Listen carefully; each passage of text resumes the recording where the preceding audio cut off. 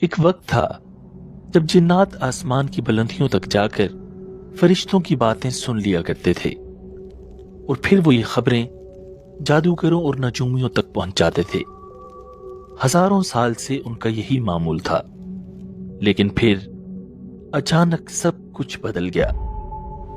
اس رات جب جنات کا ایک گروہ ہمیشہ کی طرح آسمان کی طرف بڑھا تو آگے منظر بالکل مختلف تھا۔ جو ہی وہ آسمان کی حدود کے قریب پہنچے، اچانک آسمان سے آگ کے شعلے برسنے لگے۔ ہزاروں کی تعداد میں نہایت خوفناک شہاب ثاقب ان کا پیچھا کر رہے تھے۔ یہ کیا ہو رہا ہے؟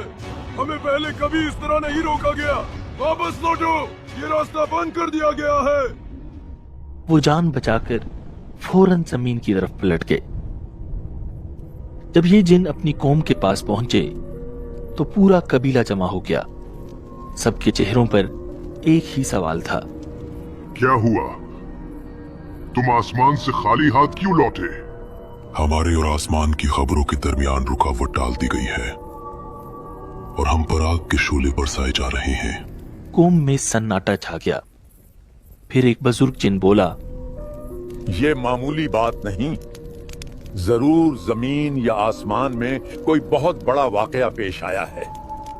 جنات کے سرداروں نے آپس میں مشورہ کیا اور آخر کار یہ فیصلہ ہوا، مشرق سے مغرب تک پھیل جاؤ، زمین کے ہر کونے میں جاؤ اور معلوم کرو کہ آخر وہ کون سا واقعہ ہے جس نے آسمان کے دروازے بند کر دیے۔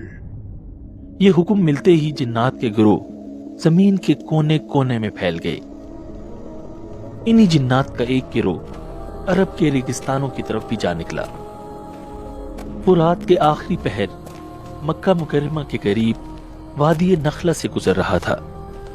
اس ویرانے میں دور دور تک کوئی نظر نہیں آ رہا تھا کہ اچانک ان کے کانوں میں ایک آواز پڑی، الحمدللہ رب العالمین۔ انتہائی خوبصورت اور دل نشین آواز۔ سب جن اپنی جگہ رک گئے۔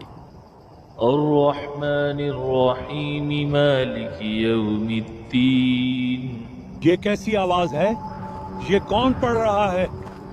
چلو چلو جلدی چلو۔ انہوں نے جب آواز کا پیچھا کیا تو دیکھا کہ چند لوگ ہاتھ باندھے قطار میں کھڑے ہیں اور ان سب سے آگے موجود ایک شخص وہ کلام پڑھ رہا تھا، ایاک نعبد و ایاک نستعین۔ جنات حیرت سے یہ منظر دیکھنے لگے۔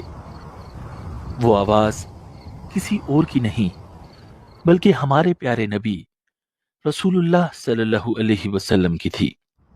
حضور فجر کی نماز میں قرآن کی تلاوت فرما رہے تھے اور آپ کے ساتھ صحابہ کرام موجود تھے۔ اصل میں وادی نخلہ سے تھوڑا آگے عکاظ کے نام سے عرب کا ایک مشہور بازار ہوا کرتا تھا۔ رسول اللہ صلی اللہ علیہ وسلم صحابہ کرام کے ساتھ اسی عکاظ کے بازار کی طرف جا رہے تھے کہ رات ہو گئی تو آپ نے وادی نخلہ میں قیام کر لیا اور اب آپ صحابہ کے ساتھ فجر کی جماعت ادا کر رہے تھے۔ جنات حیرت سے قرآن سن رہے تھے، اهدنا الصراط المستقیم صراط الذین انعمت علیہم۔ ہر آیت کے ساتھ ان کے دل بدلتے جا رہے تھے۔ وہ کلام روح کے اندر تک اتر رہا تھا، غیر المغضوب علیہم ولا الضالین۔ ان کے دل گواہی دے رہے تھے کہ یہی حق ہے۔ انہیں اندازہ ہو چکا تھا کہ آسمان بند ہونے کی اصل وجہ یہی کلام تھا۔ قرآن سننے کے فوراً بعد وہ جن اپنی قوم کی طرف واپس لوٹ گئے۔ بتاؤ کیا پتہ چلا؟ ہم نے وہ چیز پالی ہے جس کی وجہ سے آسمان بند ہوا۔ ہم نے ایک عجیب کلام سنا ہے جو سیدھا رستہ بتاتا ہے۔ ہم اس پر ایمان لاتے ہیں اور اب ہم اپنے رب کے ساتھ کسی کو شریک نہیں ٹھہرائیں گے۔ اور یوں وہ سب کے سب جن مسلمان ہو گئے۔